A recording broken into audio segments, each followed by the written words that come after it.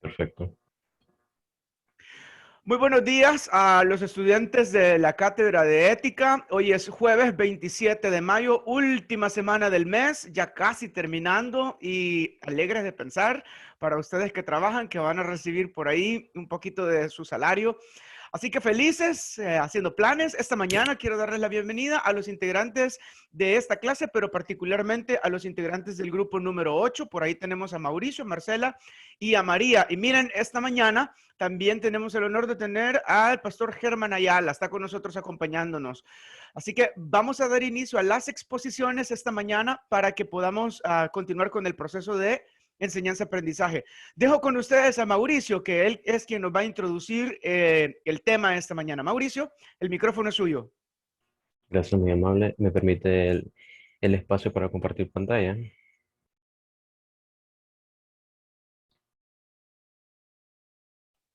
Listo, Mauricio, ya puede. Gracias. Muy bien, buenos días. Nosotros somos el grupo 8 y les vamos a hablar acerca del cambio climático.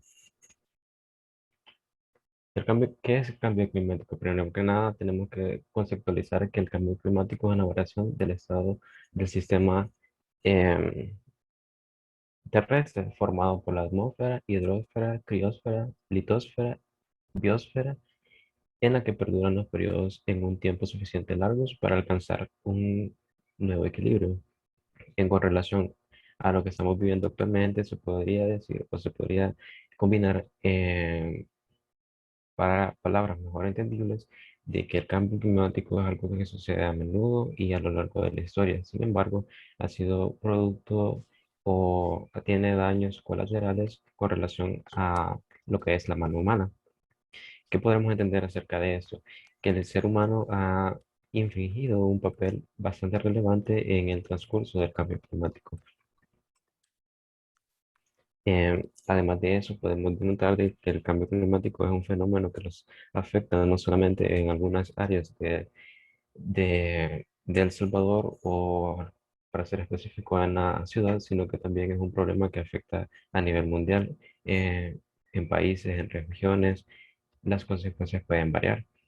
No solamente se trata de lugares en los que hay un cierto índice de calor o lugares fríos, sino que es un problema que los afecta a todos y ese es un problema evidente en la salud humana que tiene contrastes debido a que si el cambio climático tiene efectos en las variaciones del clima, valga la redundancia, puede tener efectos secundarios en las personas mismas, como así. El cambio climático procede en tener, digamos, altas temperaturas que por ende producen sequías en algunas partes del mundo. No, no estamos hablando en general, pero sí podríamos decirlo que a nivel de los países como Latinoamérica, Sudáfrica, que son países en los que se puede encontrar un amplio índice de nivel tropical en algunas áreas, pero más que todo sería eh, países en los cuales no existe el frío. Y al tener estas altas temperaturas se produce en algunas áreas insolación, lo que afecta a las personas en enfermedades de la piel o etcétera. Asimismo, podemos encontrar lugares en los que un ejemplo podría ser los lugares o países nórdicos. En eso podremos encontrar Suecia, Noruega, que son países bastante helados, que no se producirá efectos como, como sequía ni otros causantes acerca del calor. Sin embargo, las temperaturas podrían variar y pasar de un lugar frío a un lugar más tropical, más cálido, y así serían los efectos que eso tendría. Para continuar con la presentación tenemos causas del cambio climático. En las causas del cambio climático influye bastante lo que es la influencia humana. Mauricio, En- un momento. Se oye una interferencia. Revise si la puntita de la conexión de su micrófono está bien insertado en la computadora, por favor, que se oía un ruidito por ahí. Listo, ¿Me escucha continúe. mejor? Mejor, continúe, por favor. Ok. Para continuar con las causas del cambio climático, encontramos cuatro que son las más principales. Los medios de transporte, como podemos conocer, los medios de transporte eh, tienen bastante influencia en el cambio climático debido a todos los gases que eso genera y por ende son causantes de bastantes lluvias ácidas. Y después las lluvias ácidas ya sabemos cuáles son los efectos que tienen en las personas. La deforestación es uno de los principales causas en el cambio climático debido a que afecta el entorno en el que vivimos, no solamente para la especie humana, sino que también para la especie animal. Además de las, podemos encontrar que la fauna y la flora se está viendo afectada.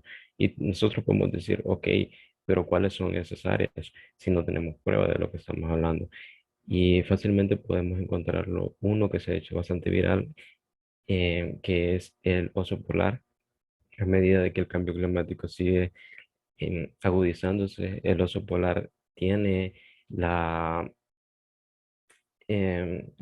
vulnerabilidad de que él vive en las zonas donde existen iceberg, donde existe nieve ya de varios años y el cambio climático se sigue impactando de manera más aguda. Este animal no tiene en dónde vivir, no tiene en dónde realizar sus actividades. También la falta de fauna y la falta de todo su entorno hace que cada vez sea más difícil tener acceso a su alimentación y por ende es una especie en extinción. Asimismo, se pueden ver afectados diversos tipos de flores y otras plantas.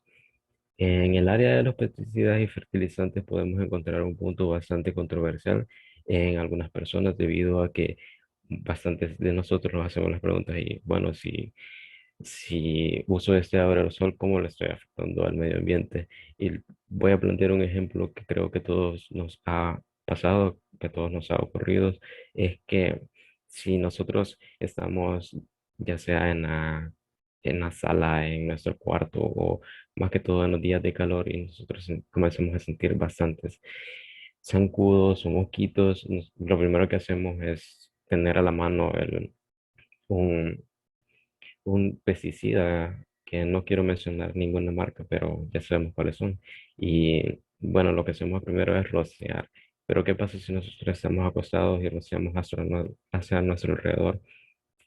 Cuando el efecto de gravedad hace su trabajo y esos pesticidas van cayendo, nosotros los inhalamos, ¿qué es lo primero que sentimos en nuestra garganta? Sentimos una comezón, sentimos algo que nos da eh, que tenga una reacción a veces como de estornudo o algo así. Entonces, si nosotros nos ponemos a pensar que solo esa pequeña actividad que hicimos de rociar un poco en nuestro cuarto nos afecta a nosotros mismos, imagínense el daño que estamos causando a la tierra si bastante de nosotros hacemos uso de ello o los agricultores que hacen uso de bastantes pesticidas para sus cultivos. No estoy diciendo que es en contra de hacerlo porque es un cultivo, sino que estoy diciendo la manera en la que lo realizamos. Como cuarto punto, Mauricio, una pausa. Solo, mire, fíjese que lo he estado escuchando y todo su enfoque ha sido bien, bien particular. El enfoque de su presentación y quisiera que lo amplíe un poquito más porque la perspectiva que nos está dando por ejemplo, habló de los medios de transporte, pero yo más pienso que lo que usted se refiere a, por ejemplo, a ese punto específico es más bien a la quema de combustibles fósiles, al uso desmedido o exagerado que se ha tenido sobre el carbón, el gas y el petróleo. Quizás por ahí eso está causando algún daño en la atmósfera. Entonces, mi sugerencia es que para el resto de la conversación, de su presentación, amplíe un poquito más el margen. Nos está haciendo pensar de que el uso de un insecticida va a tener un efecto sobre la atmósfera y el medio ambiente cuando los pesticidas a nivel industrial tienen un mayor alcance en cuanto al daño que se le hace a la tierra. No que el enfoque sea malo, no lo que nos está compartiendo sea malo, pero sí quiero que amplíe un poco más la perspectiva a nivel mundial, ¿verdad? Miren, a nivel mundial, lo que estamos encontrando es que el uso de pesticidas y fertilizantes está causando esto. Ahora estaba a punto de hablarnos de gases invernaderos. Cuéntenos por ahí cómo va la cosa. Sí, en efecto, los gases invernaderos no solamente abarca una zona nacional, por decirlo así, sino que lo da un enfoque más que todo global. De aquí es el punto en donde usted podría decir que concierne a las grandes empresas debido a que los gases de efecto invernadero, perdón, provienen de grandes empresas. Y no solamente estamos hablando de El Salvador, sino que la gran mayoría de empresas de primer mundo son las que podríamos decir de que a pesar de que tienen la tecnología de aquello que son eco-friendly, estamos hablando de que un 60% de ellas son las que más gases emanan hacia la atmósfera. Tocando el tema de los gases y bueno, de los materiales fósiles que están en deterioro, podríamos tocar también el punto de qué está pasando acerca del petróleo, que está siendo extraído por empresas, ya sea de países como Estados Unidos y todos esos de primer mundo que cuentan con la maquinaria necesaria para extraer el petróleo. Pero ¿qué está pasando con este eh, material que es propio de la naturaleza y que no es regenerable? O sea, lo están explotando de una manera en la que hasta el momento no ha habido una ley que impida que esto se dé de una manera más paulatina o que haya algo en contra del deterioro de los materiales naturales. Mauricio, hágame un favor, ayúdeme a entender en palabras bien sencillas qué es el efecto invernadero, como si se lo tuviera que explicar a un niño de cuarto grado. Así en palabras bien salvadoreñas, ¿qué es el efecto invernadero? Bríndeme un minuto, por favor. Mientras Mauricio está buscando la información, los demás compañeros del grupo, si también desean apoyarle, bien pueden. Ya están todos los del grupo. Aquí solo veo a Marcela, a María, a Teresa y a Marlene que han encendido su cámara. Los demás me gustaría de los compañeros que por favor enciendan su cámara. Cuando esté listo, Mauricio. Perfecto.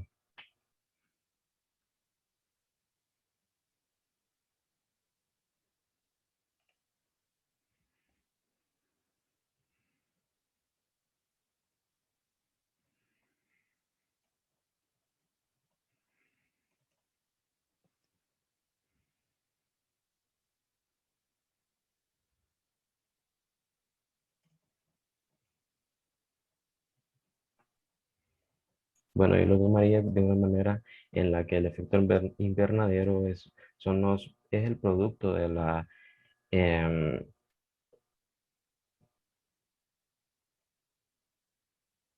¿Sí? perdón, no encuentro la palabra adecuada, es el producto del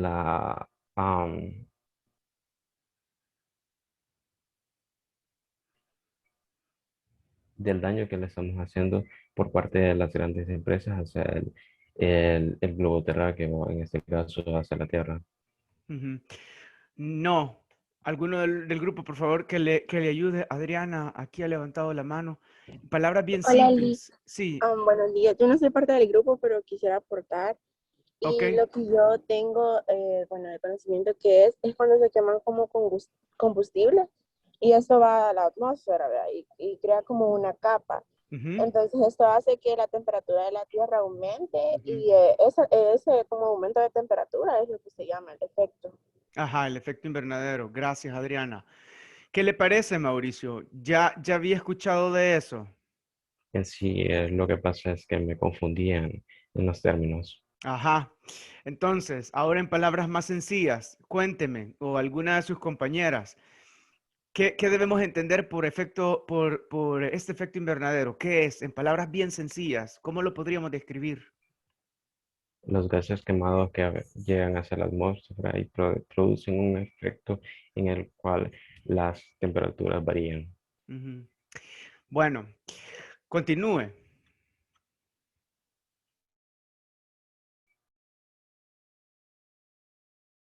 En consecuencias del cambio climático, en este podemos encontrar dos que son las principales: la propagación de enfermedades y la alteración del ciclo del agua. En la propagación de enfermedades, como podemos encontrar, hay una gran cantidad de ellas, pero tocaré dos en específico en los cambios de verano hacia invierno. En los cambios de verano hacia invierno, en el referente hacia nuestro país, podemos encontrar que son las enfermedades respecto a vías respiratorias, en el caso sería gripe o tos, que son las que más abundan en estas temporadas. Y eso con relación al cambio climatológico también tiene mucho que ver con las primeras lluvias, que son las lluvias ácidas, por decirlo así, que ya concentran bastante lo que es la humedad, pero también asimismo tiene bastante que ver con lo que son los gases que están en la atmósfera. Al eso caer en nuestro cuerpo produce diferentes tipos de reacciones, incluso algunas personas pueden tener alteraciones alérgicas en su piel. Eh, en la segunda, que es alteración del ciclo del agua, no creo que no hay que irnos tan lejos y podemos ver en los ciclos anteriores. Por ejemplo, para finales de diciembre del 2020 pudimos encontrar un fenómeno que fue un poco raro. Para ser específico, el 2 de noviembre llovió en gran manera del 2020. Y otro caso fue para el 24 de diciembre o 31 de diciembre. No recuerdo muy bien cuál fue la fecha, pero creímos que todos estábamos preparados para tener una buena noche, y en las tempranas horas de las 4, perdón, de las 2 a las 4 de la tarde llovió en San Salvador. Y eso era algo que no se da a menudo porque ya ha cerrado el ciclo del invierno. Entonces, ¿qué pasó después? Al inicio del 2021, en enero llovió también. En febrero llovió también. Entonces, esas son las variaciones que tiene el ciclo en sí, porque se salen de su rango, como podemos notarlo. El pasado 15 de mayo del presente año, perdón, se dio el inicio del invierno, pero ¿qué había pasado antes? Ya estaban las lluvias próximas, ya se estaban generando precipitaciones, y son cambios en los que se han venido desarrollando. Las consecuencias del cambio invernadero natural de la atmósfera son difíciles de predecir, pero algunos probables efectos podrían ser: en promedio, la Tierra se calentará. Algunas regiones podrían as- aceptar gustosamente las temperaturas más cálidas, pero otros no. ¿Qué quiere decir eso? Que algunas de las áreas, como lo mencionaba anteriormente, en las áreas nórdicas, países nórdicos, podrían aumentar la temperatura y pasar de ser un clima helado a un clima bastante tolerante. Pero esto difiere con algunas otras áreas en las que el clima ya es de por sí cálido, y si la temperatura aumenta, este no tendrá un efecto positivo, sino que al contrario tendría un efecto negativo referente a las áreas en las que son más que todo terrestres y tiene poca humedad. Un efecto más verdadero, más importante, calentará los océanos y los derretirá parcialmente. Derretirá a los que son más que todo que tienen aguas heladas, y el efecto que eso daría en los países que tienen entrada hacia el océano, tales como el nuestro, sería de que el nivel del mar aumentaría, y por ende aumentaría también el margen del cual él se abarca, y estaría entrando a lo que es algunas áreas en las que ya está industrializado. Y no industrializado me refiero a tener ya compañías, o edificios, sino que ya infraestructuras o casas provisionales. Llegando a ese punto podemos encontrar que es la ética ambiental. Para resumirlo en pocas palabras, vamos a contestar las interrogantes como ¿por qué deberíamos preservar los recursos naturales? Tenemos la responsabilidad de contaminar poco por el daño que ocasionamos a otros, y es justo que más quienes contaminen paguen menos. Viéndolo desde ese punto, podemos entender que la ética ambiental no solamente mira un beneficio propio, sino que hay que verlo de un beneficio global en el que no solamente yo sea el afectado y por ende necesite ayuda, sino que hay que verlo desde un punto más generalizado en el que el problema del calentamiento global no solamente afecta a una área en específico, sino que nos está afectando de una manera en general en la que quizás no somos impactados directamente o con directamente me refiero a que estamos en un punto o una área en la que somos afectados por inundaciones o por sequías, pero sin embargo hemos ido siendo afectados en nuestro alrededor. Entonces la ética ambiental trata de descentralizar aquello de que nosotros tenemos que buscar el bien común y entender de que somos parte de ese ambiente en el que si no lo cuidamos, no lo enfocamos en el futuro, todos, y a excepción de ninguna región, ninguna ciudad, por más desarrollada que esté, eh, tendremos ese impacto. La declaración de la UNESCO da puntos clave para esto, y uno de ellos es la prevención por daños. Pero ¿para qué tocaría la prevención de daños? Y esto se responde a que la prevención de daños, según la UNESCO, no es solamente de tener acciones en las que después de una inundación, después de un terremoto, se den, sino que la prevención más que todo viene a ser a tratar de dar un previo ámbulo a la población de qué va a suceder en cualquier momento. Entonces, basándonos en este aspecto, podemos encontrar de que la UNESCO está tratando de dar o de educar a las personas de un mejor manejo de, de los recursos naturales y no tener que pasar por algo antes o después sin haber previsto las cosas. Además de eso, prevé un desarrollo mejor de las consecuencias del cambio climático y a la misma vez aplicar diferentes políticas responsables y eficaces en el cual las personas podrían tomar de ahí conocimiento para luego ejercer diversos tipos de actividades de su diario vivir. Asimismo, podemos encontrar eh, el criterio de precaución, que en este caso se centraliza más que todo en prevenir y mitigar los efectos adversos al cambio climático, con un pretexto de que las pruebas científicas no son seguras ni definitivas. ¿Qué quiere decir con eso? Es que no importa si en algún momento las pruebas llegan a dar un efecto negativo en sus estudios. Lo principal es tratar de mitigar los efectos que este podría tener. ¿Cómo Entonces, así? pese a que hayan estudios, pese a que haya investigación, el criterio de precaución nos dice, no, no confiemos en esto. Eso es lo que nos está diciendo. En efecto, Ujú. Y entonces, ¿en qué nos vamos a basar?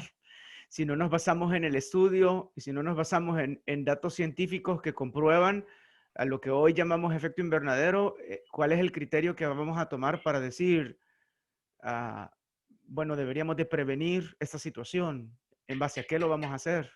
no, creo que me expresé de una mal manera y no fue ese el mensaje que quería dar. El mensaje que quería dar es que a pesar de que los estudios estén dando una, un estén dando un diagnóstico de que, por ejemplo, en esta área no se podría dar un efecto tan negativo como lo mencionaba en los países nórdicos, puede ser de que no lleguen a tener ese amplio margen de sequía. A pesar de que los estudios dan esto, es recomendable seguir un proceso en el que no sea afectado para llegar hasta ese punto, sino que es necesario tener la prevención aunque los datos estadísticos marquen de que no es posible llegar hasta ahí, siempre hay que tener las prevenciones para que no agudizar el problema en esa área, aunque ya se espera de que no se lleguen a hacer casos extremos. No sé si me voy a entender. Sí, Mauricio, un poco mejor. Mire, ¿cuánto más le queda? Estaríamos hablando alrededor de, Va, tiene 2 minutos.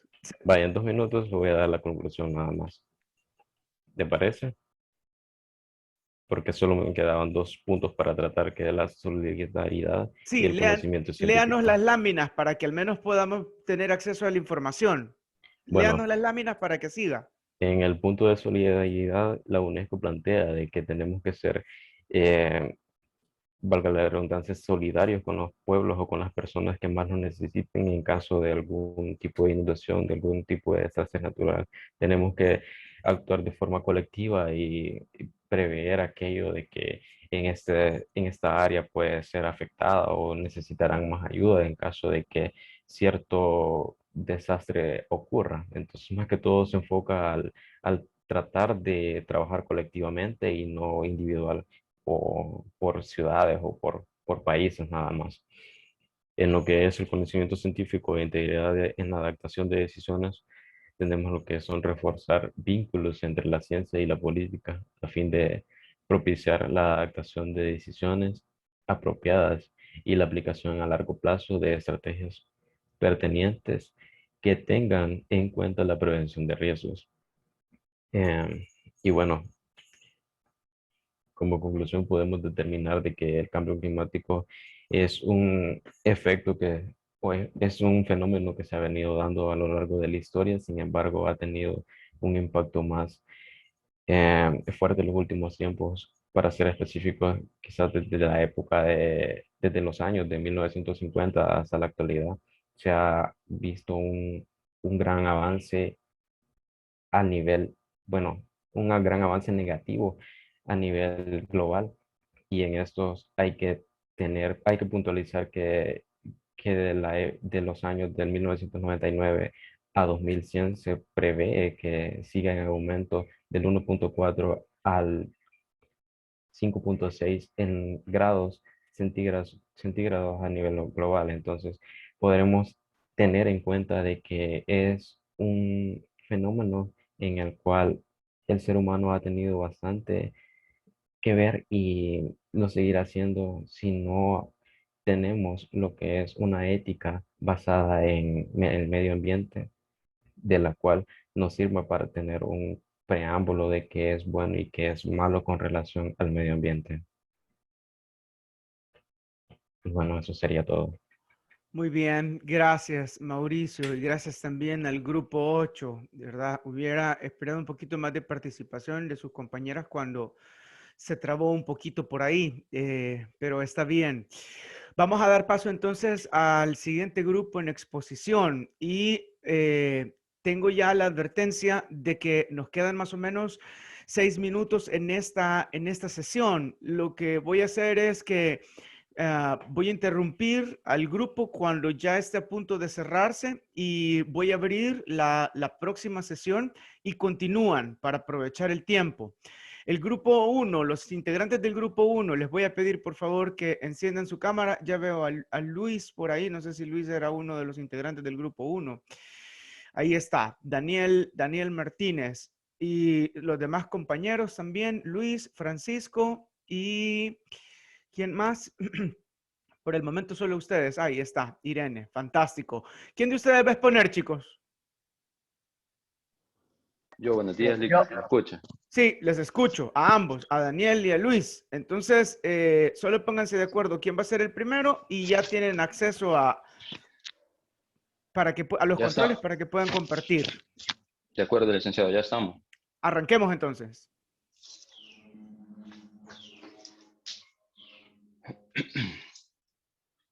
Sí, bien. Buenos días a todos. Somos el grupo número 1 y queremos compartir con ustedes lo que es el VIH-Sida. Al pensar VIH tenemos el pensamiento de que dice es virus, tratamiento, en algunos casos muerte. Déjame los nombres. Nosotros somos el grupo 1 que está integrado por Daniel Hernández, su servidor, Javier Ortiz, Irene Martínez y Raquel Vázquez. Continuando. El VIH lo queremos definir lo que son las siglas. La sigla VIH significa virus de inmunodeficiencia humana. SIDA, síndrome de inmunodeficiencia humana. El SIDA es cuando el VIH afecta al sistema inmunitario, que es el encargado de proteger el cuerpo humano en infecciones. Es decir, el sistema inmunitario es como una barrera que tiene nuestro cuerpo, que tiene la capacidad de protegernos ante ciertos virus y enfermedades. Por ejemplo, la fiebre. Cuando la fiebre llega a nuestro cuerpo, nuestra temperatura aumenta y es ahí donde el cuerpo está desechando lo que es el virus y desechando, intentando defenderse. Mas, sin embargo, el VIH ataca directamente a ese sistema de autodefensa. Cambiando de analogía, lo vemos como si fuera una computadora, como si una computadora se quedara sin antivirus y llegara a infectarla a un virus troyano, un virus troyano autodestructor. Entonces, simplemente el sistema quedaría incapaz de autodefenderse aún de virus más simples. Continuando con la presentación, podemos ver 3 etapas de lo que es el VIH-Sida. En la primera es infección primaria. En esta etapa se desarrolla de la siguiente forma. Aquí podemos ver cómo en primer lugar surge como una gripe que dura aproximadamente 2 a 4 semanas. Cuando lo máximo que te dura una gripe es 1 o 2 semanas. Bueno, en algunas personas y en algunos casos, otros no duran más. Es por eso que cuando el virus llega a nuestro cuerpo es muy difícil identificarlo porque no se siente del todo, es solamente la primera etapa. En la segunda etapa, que es la infección clínica, probablemente existan personas que estén en esta etapa y no estén enterados de que la tienen porque es una etapa que presenta pocos síntomas. Al no llegar a recibir una terapia antirretroviral, es posible de que nuestro sistema se desarrolle y pueda afectar con una mayor intensidad a nuestro cuerpo. En la etapa número 3, que es la infección por el VIH sintomática, es aquí donde podemos ver que aquí realmente sí ya se sienten los síntomas. Es en esta fase donde las personas ya conocen el virus, que ya conocen que poseen el virus porque surge un síntoma. Y ahí es notable porque comienza el cuerpo, las células inmunológicas empiezan a ser destruidas y es ahí donde ya nos va afectando más al combate de los gérmenes. En la siguiente lámina surge la pregunta, ¿es lo mismo VIH que SIDA? Y la respuesta sería no, porque VIH es el virus que afecta a nuestro cuerpo, es un virus. Y el SIDA ya es cuando se desarrolla ese virus. Aquí dice, el SIDA es cuando ya se sale de control del sistema inmunitario y está el sistema ya muy bajo, como les mencionaba al inicio, como una barrera, que cuando nuestro cuerpo tiene una barrera de autodefensa. Cuando el virus llega, esa barrera se baja y es ahí donde el cuerpo queda expuesto a contraer cualquier tipo de enfermedad. Y es ahí donde, aunque sea una gripe, una simple gripe, puede afectarnos directamente y es posible esto nos puede conllevar hasta hacia la muerte.